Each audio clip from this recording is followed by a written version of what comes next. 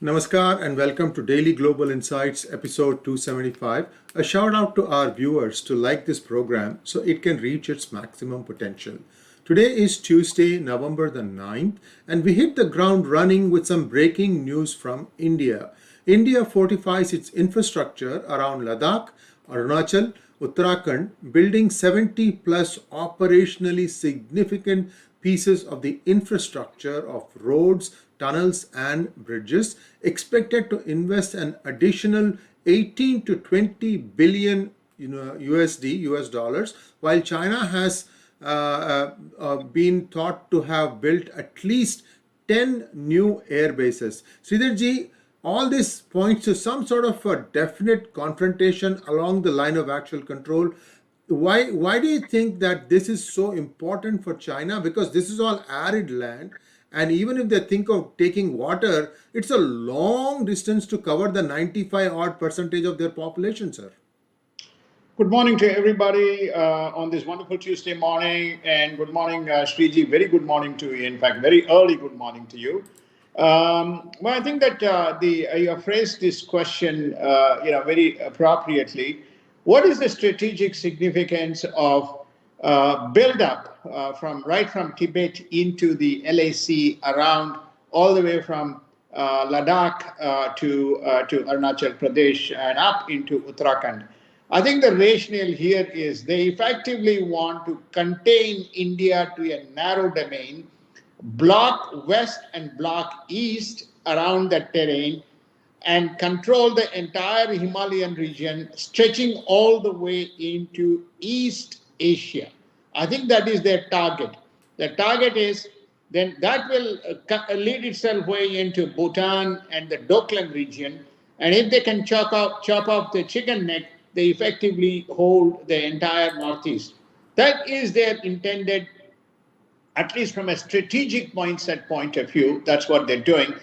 Controlling rivers and controlling the natural habitat or the ecosystem is only one facet of it. But the most important facet is how do you contain and shrink India so China can dominate from one stretch to the other is the grandiose plan. It's just fraught with lots of dangers, and whether they will execute on it or enforce on it remains to be seen.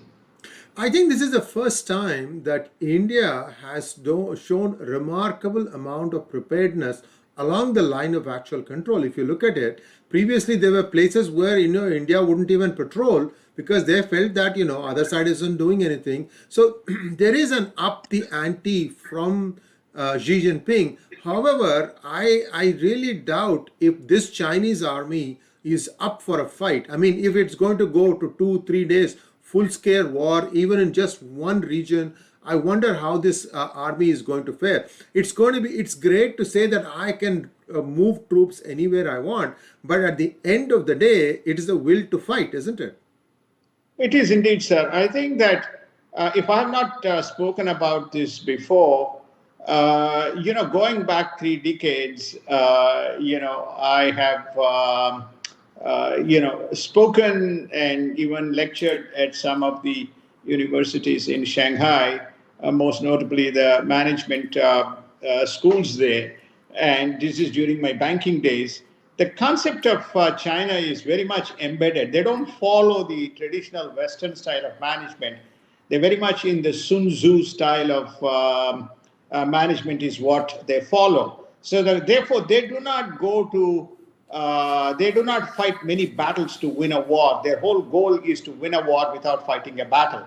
So the whole concept here is you create sufficient amount of pressure and you create sufficient amount of chokes with the notion that the opposition will fear and concede and surrender rather than actual battle. So that may be the strategy, not just in the Himalayan region, but broadly across the entire spectrum of areas which they are fighting.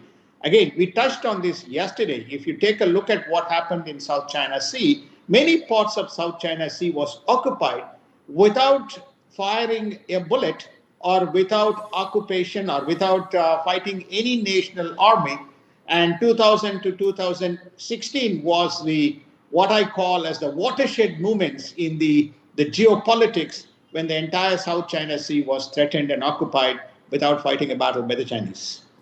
On November 10th, India will be hosting the meeting of national security advisors of Russia, Iran, and 5 Central Asian countries, including Kyrgyzstan, Tajikistan, Uzbekistan, Turkmenistan, Kazakhstan, to discuss security matters as it relates to Taliban takeover of Afghanistan.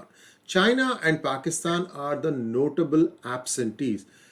Why are these two Turkeys absenting themselves? After all, India allowed Xi Jinping to address on the BRICS conference, even though there is a confrontation on the border. What do they gain by not coming? It's just what you call machoism. That's all, nothing else. Who are you guys to talk about security? We have a strategic partnership with Taliban. We are right on the ground in Taliban. Pakistan controls Taliban. That's a fact that is known to everybody.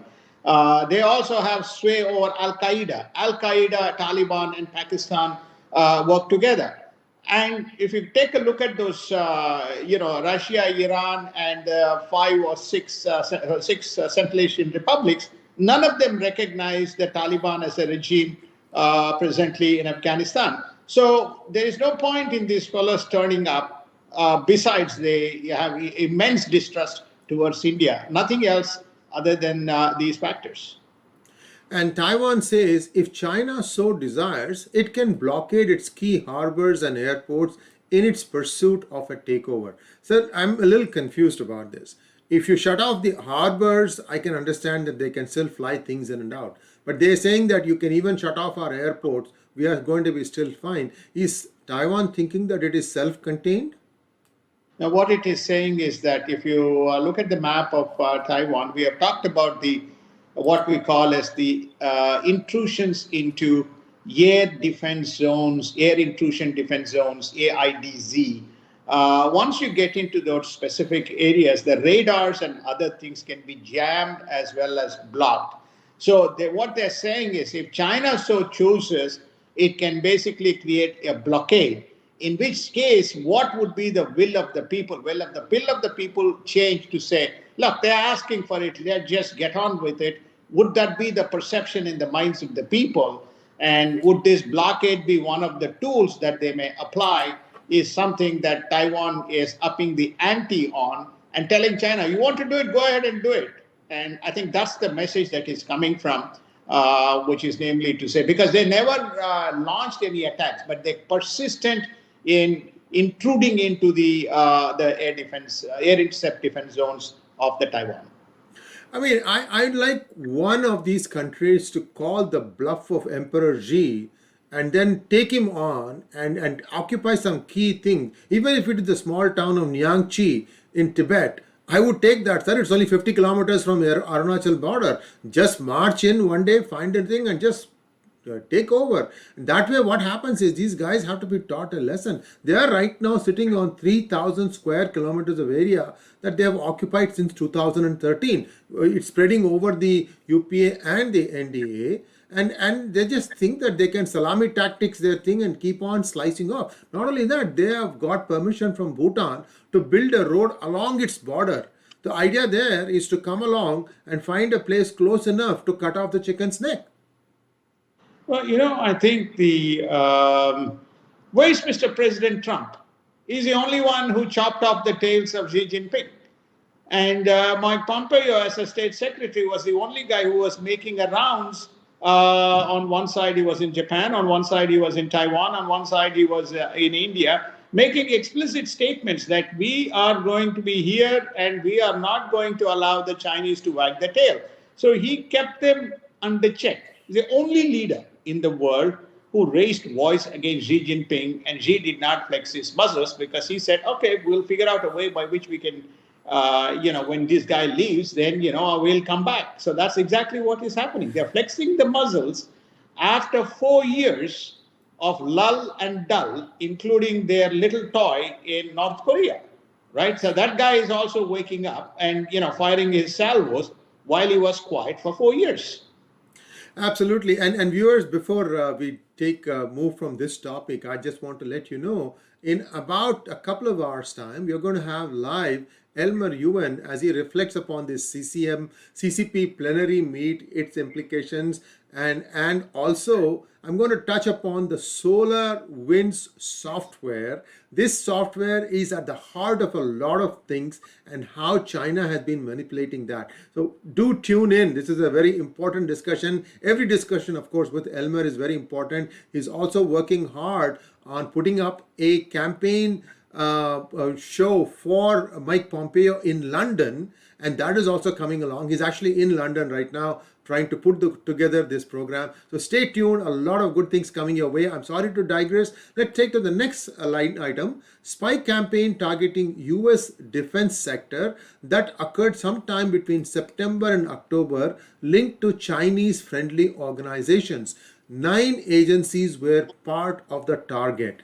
Sridharji, we have been saying crying horse. This is 275th episode. We've been saying the same thing again and again. I'm being forced to bring up my book. Please, those of you who want to know more, read. This is an ebook, is available right now. If you are an Amazon Prime member, you might be able to even get it free if you are a Kindle Unlimited member.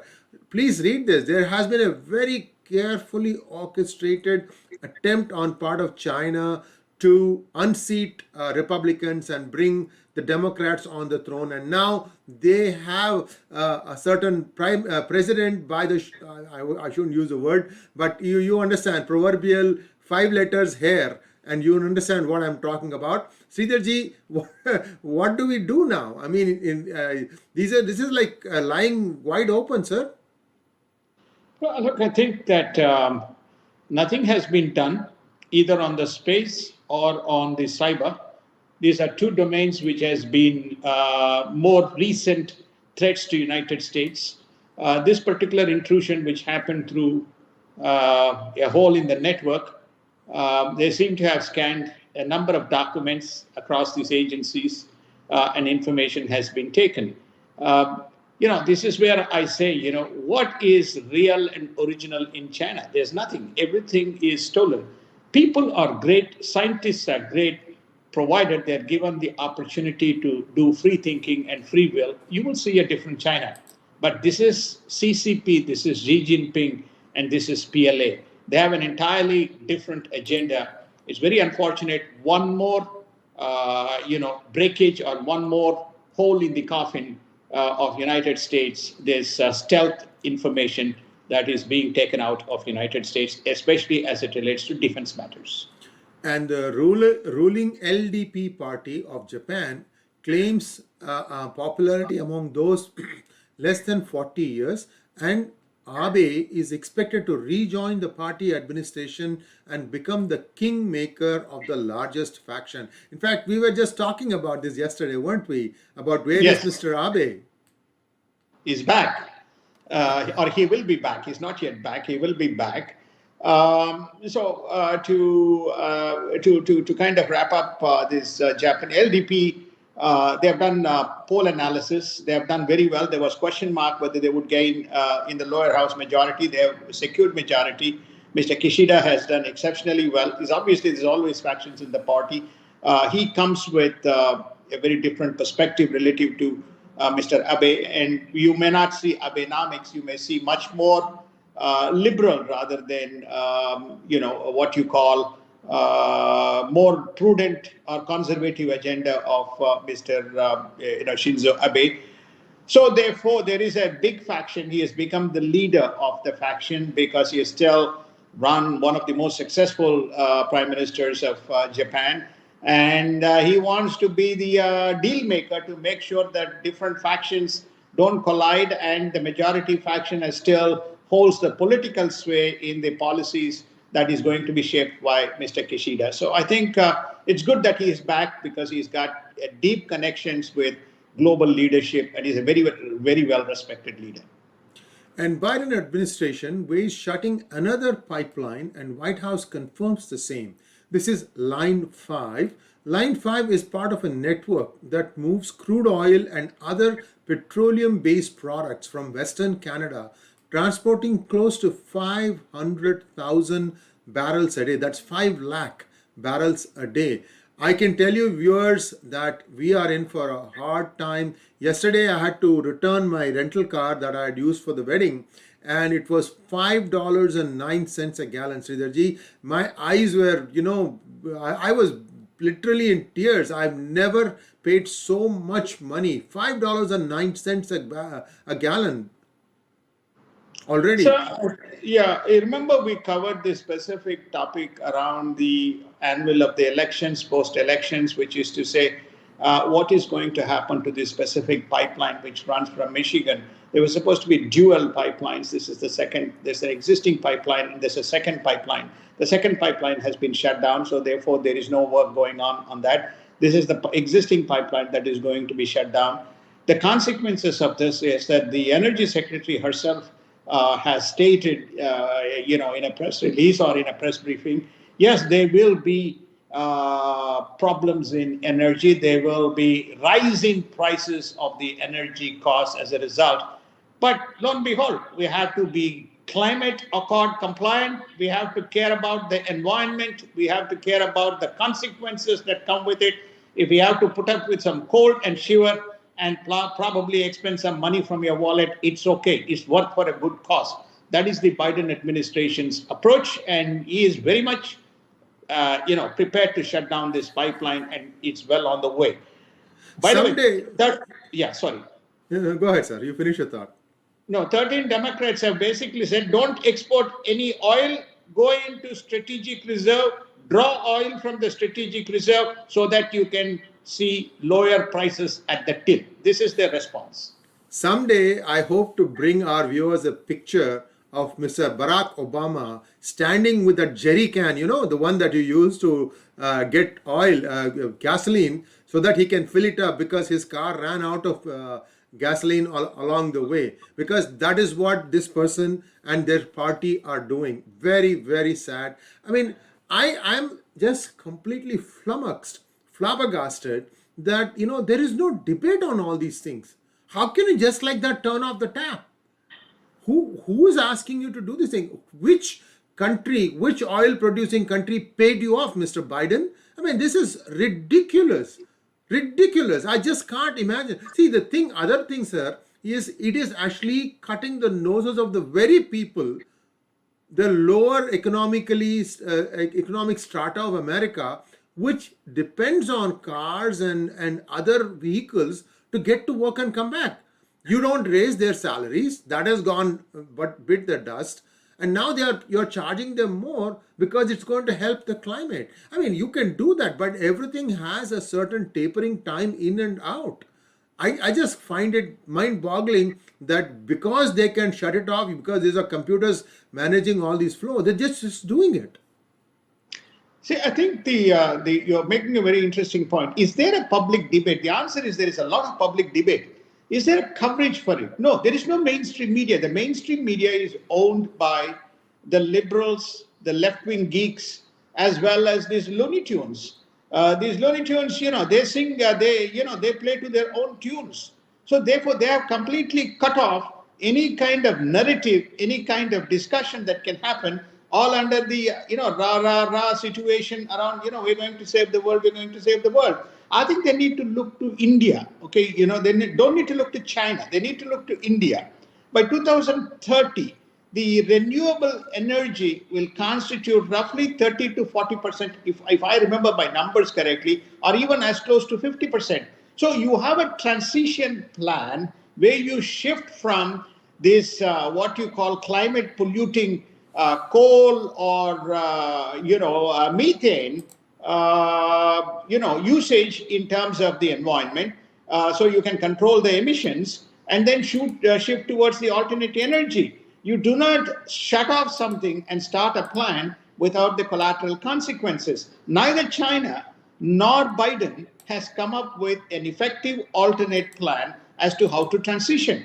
The top 3 nations in the world by way of emissions and creating the global eco-disaster, at least what they have reached, the top 4 countries are United States, China number 1, United States, Russia, and India. These are the 4 top nations which extensively use either coal or they extensively use methane. So if this is the case, then you need to have a progressive plan to basically shift to an alternate instead of going on cutting. And this is cutting at a ruthless pace. It's almost like we hate Trump's policies.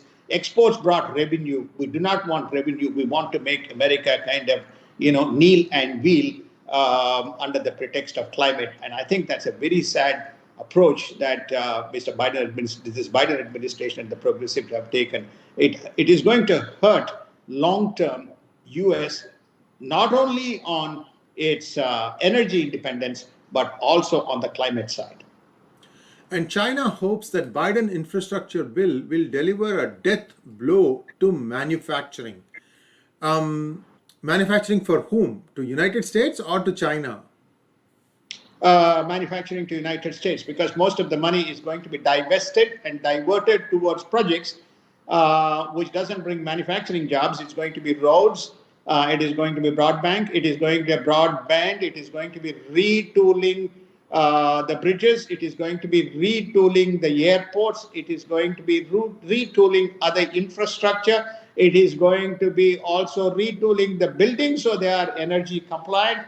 We will touch briefly this weekend when we do market summary, the outlay of this $540 billion plus already some numbers that is factored into the budget, which is how this 1.2 trillion is arrived at. You will see for yourself that effectively the money that otherwise would have been allocated is diverted. So Mr. Xi Jinping is thanking the United States for making sure that there is going to be a resurgence for Chinese imports. And White House says the Department of Justice will be determining how much illegals will be paid as the GOP fights proposal. Here is the other problem.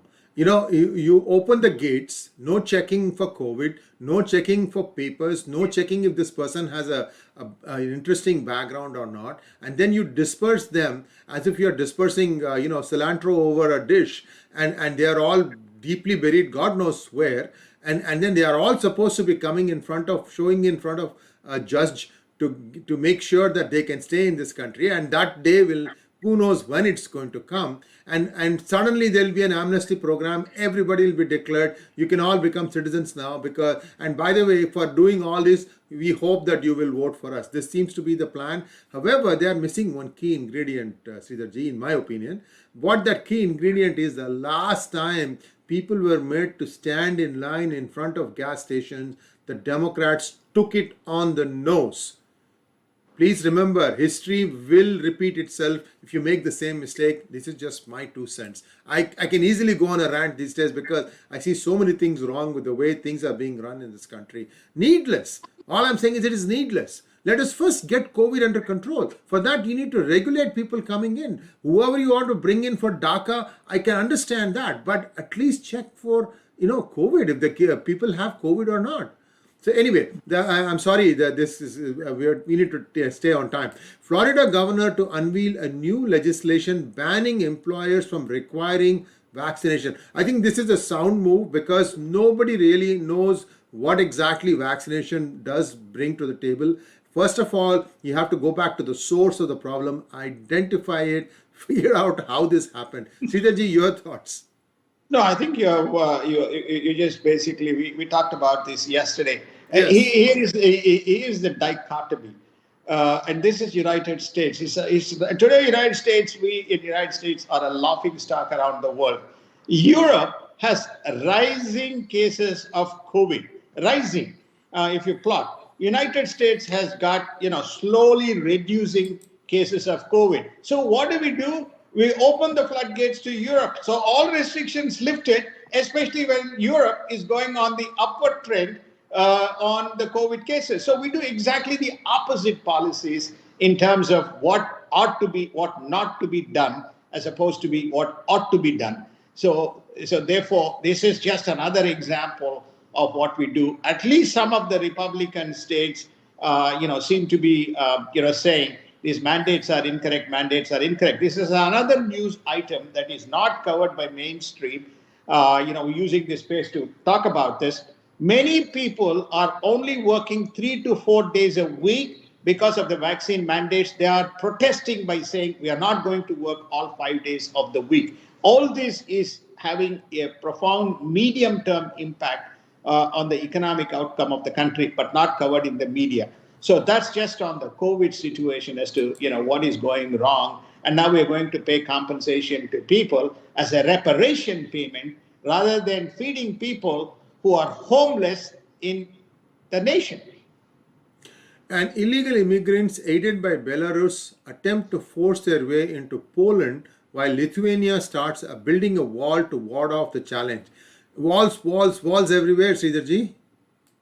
Well, I think what we are trying to cover in this thematic session here is that you can see there's a consistent pattern to push the illegals into areas and affect the harmony and the normalcy without an orchestrated vetting, validation, and a refugee program. Where is United Nations? Where is United Nations in managing these affairs? None. Completely silent. And we think this United Nations is a great centralized institution, which is meant to address these problems. Doesn't matter whether it is Nicaragua, doesn't matter whether it is Guatemala, doesn't matter whether it is Belarus, or doesn't matter whether it is Yemen, doesn't matter whether it is Syria. There is no United Nations present in coordinating and orchestrating a program. And Iran claims it confronted 2 US air drones during its recent drill. Iran is going to try everything to try and deflect people's attention away from its role in the attempted assassination of the newly elected Iraq premier. Sridharji,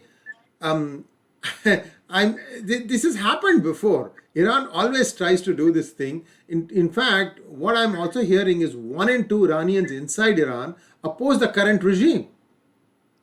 Yes, I think narrative. Media.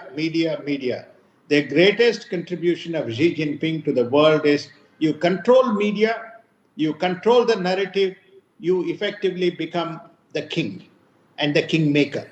That is what you are seeing in the leftist policies that is prevalent in the United States. That is what you are seeing in some of the fascist regimes that are running, be it in Africa or be it in Iran. Iran is distracting and creating these issues. We talked about these annual exercises that they conduct.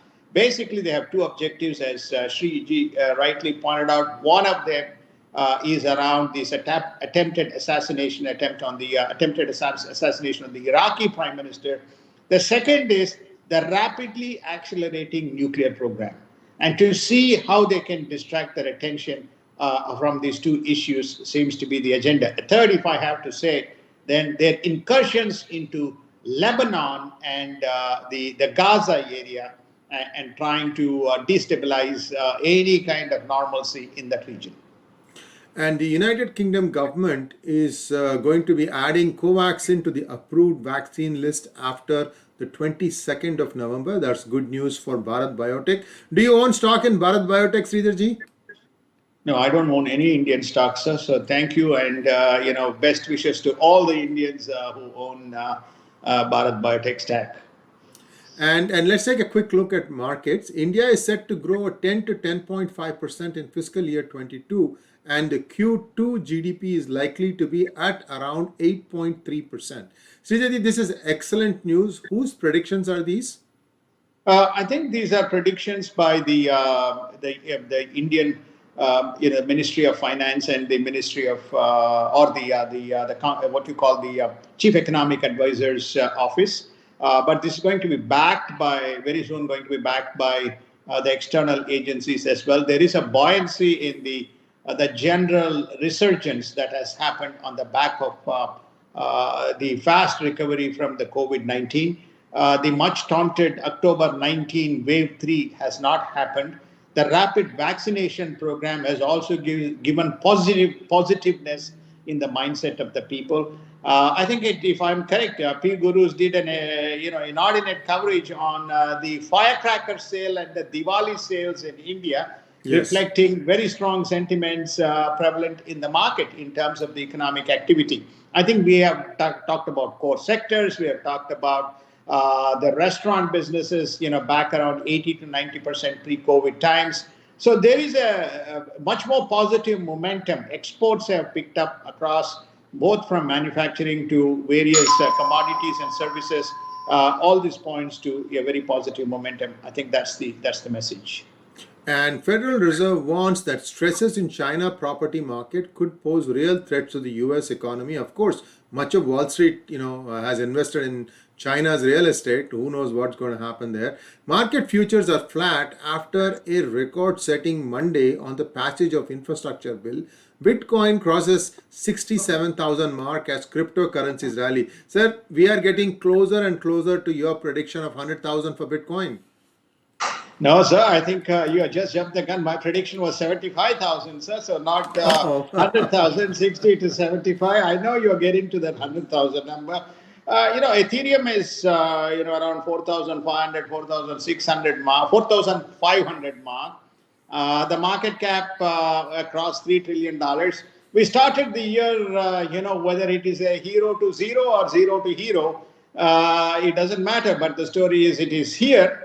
And it is slowly going mainstream by way of, I won't say economic activity, but as an activity that is available for people for wide dispensation of what they call as the decentralized finance or DeFi movement that is happening with this Bitcoin as a weapon or as an instrument.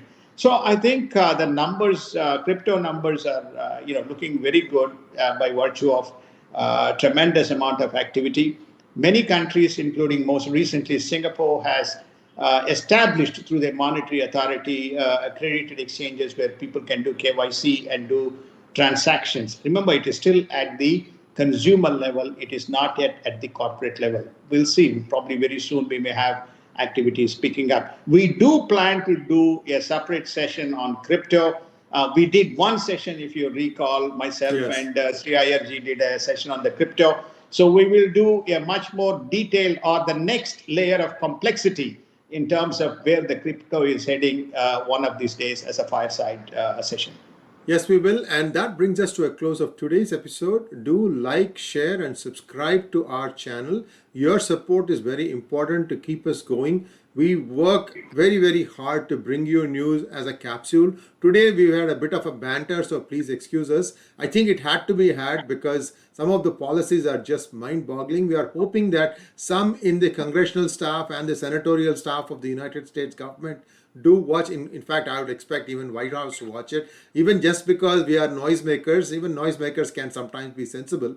So please do subscribe to our channel. Please share our links to your friends with like-minded thoughts and ideologies. I think every American needs to understand there are some goods and some bad, but unfortunately the Biden administration is singularly focused on doing stuff that they think is good but is actually bad. Look at the ratings. That tells you. So Sridhar ji, as always, a pleasure to have you on the channel, sir. Hopefully tomorrow we'll have a short and sweet session.